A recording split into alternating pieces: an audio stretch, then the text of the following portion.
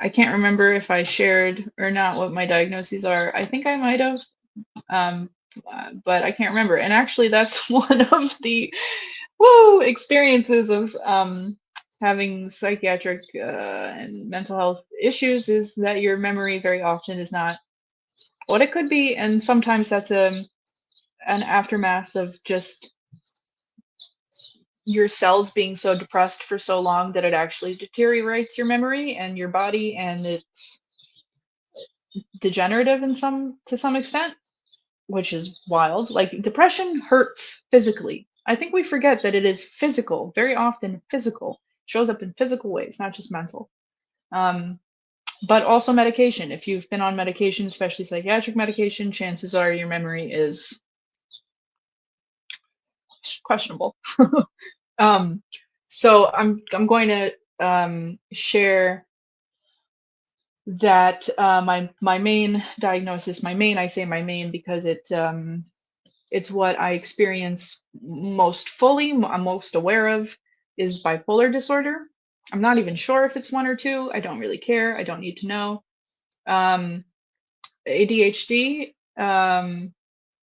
I also resonate with quite a lot, although the way I was diagnosed was a little bit questionable in and of itself. It was a primary care physician that diagnosed me, and I kind of said, no, no, no, no, no. And so I'm not even sure if that's on paper, but it absolutely resonates. And perhaps then it's a self diagnosis. I'm not quite sure. I also have PMDD, complex post traumatic stress, so many syllables, PTSD with a C on it, um, and social anxiety, along with some physical stuff. So disability is really close to my heart, not because I feel a victim to it. I want to be very clear. I did for a long time, and it was debilitating, and it sucked, and I was angry, and I was sad, and I was like very suicidal for a long time. A friend of mine, Megan knows my friend. Eileen once said of me, to someone to a family member or something who was experiencing their young person go through mental health issues, that if it were not for my going through what I went through, I wouldn't be the person I am today. And that she said that in a positive regard. Like these experiences that are listed here have contributed to the wonderful person. Um, I don't say that to toot my horn. I think everyone is predominantly a wonderful person, but these experiences led to that, led to that. So, what are these experiences besides memory problems? Isolation, less communication, less speaking, less listening.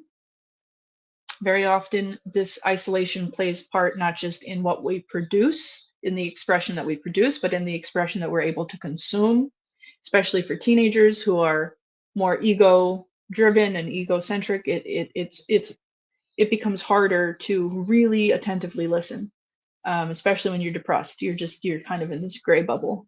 You're Eeyore. There's nothing else. Actually, not liking things should be on this list. There's a word for it that I learned just this morning. Misanthropic. I think that's it. Yeah, misanthropic. It's when you just everything sucks. Everything sucks. You're mad at everything. So less communication or sharing too much or sharing too quickly. You're literally speaking very fast or you're interrupting quite a bit. All of that. Avoiding self-care. A big one is hygiene, not taking showers, or overdoing it, right? Washing your hands quite a bit. If you suffer from compulsive behaviors or tendencies or anything like that, and this hygiene, overdoing it is not a it's not a good thing. There can be an experience of even like pulling your hair out literally, or picking at your face too much. I struggle with that sometimes myself. Avoiding responsibilities. Roast chicken. I don't know who was here for that, but the roast chicken, not getting the roast chicken really weighed on me. Clearly, I still remember that. It was such a simple task and I wasn't up to it, and it like confused the bejesus out of me that I couldn't just go across the street and get a $7 roast chicken. When we had the $7, like what? Um, Slow and delayed thinking can be a manifestation of mental health struggles, and so can just not thinking really at all or not moving at all. This is what I mean by paralysis, is like you're just frozen in time. Yeah. um, Impulsive thinking, so thinking that's very fast and not deliberate, or black and white thinking where it's extremes.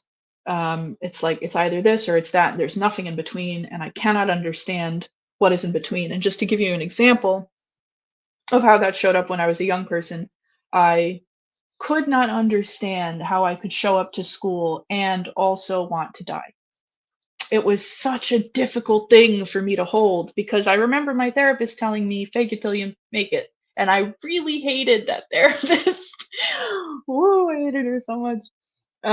And she constantly told me that. She was like, "No, just fake it till you make it. Just show up. Just it's okay to not um feel good, and you just do things you need to do anyway." But I for the life of me, I couldn't hold those thoughts together. Like, how can I feel so badly and show up and do my best, or even show up and not do my best? Like, it just didn't compute. Made me very confused. I think, yeah, I think I'm gonna pause and see if anyone has any thoughts or anything. I just wanted to ask if in your own personal experience you feel like maybe some of these aspects were less there in the beginning but became worse over time, for example. Wow, what an interesting question. I think there are ups and downs. Hmm. Um, some of this has gotten easier generally, like the trend, the plot graph.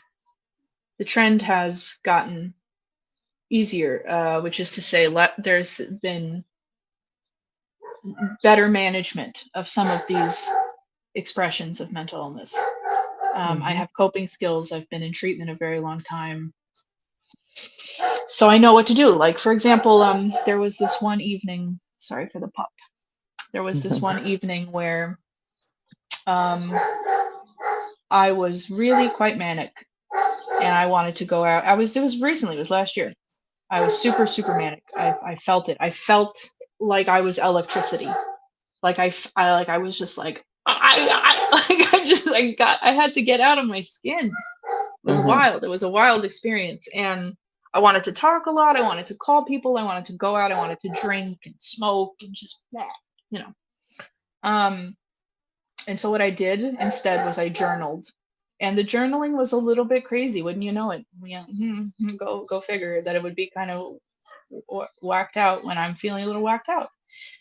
So my answer to your question is that with the tools, you can learn how to navigate it. And this like 5-page, I mean, it was long. I sat there, actually stood and wrote for a very long time, and I called it Out of Order or Off or something like that. I think it was Out of Order. And I remember that there was like letters that were capitalized and letters that was like out of order.